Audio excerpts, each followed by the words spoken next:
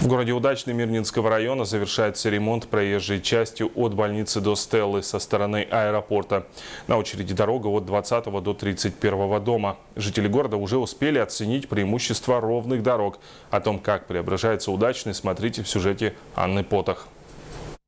Асфальтное покрытие в Удачном уже появилось на участке дороги от больницы к памятнику защитника Отечества.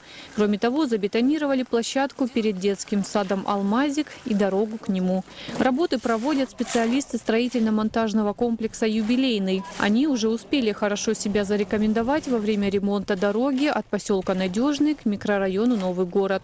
Сейчас дорожная техника задействована у школы номер 19, где идет подготовка к бетонированию. Это первый этап при строительстве.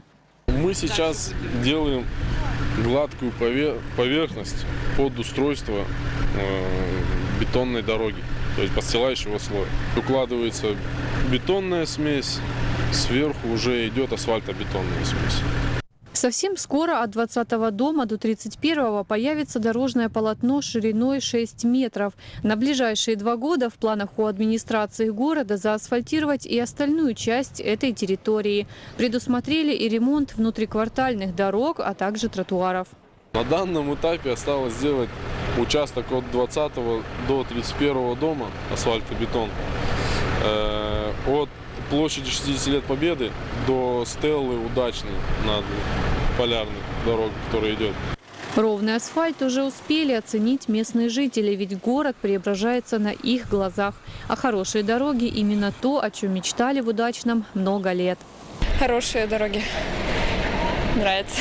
Буду комфортнее ездить, будем в такси или на своих машинах. Очень хорошие, да, конечно, да, молодцы. Но еще бы желательно вот это вот кольцо возле Феникса заасфальтировать.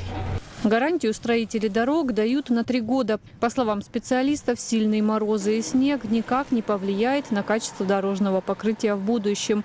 И все же асфальт имеет верхний слой износа, который нужно раз в 2 года обновлять. Работа осложняется проливными дождями. Однако доделать все строители обещают вовремя, до конца сентября. Анна Потах, Денис Сиротин, телерадиокомпания «Алмазный край».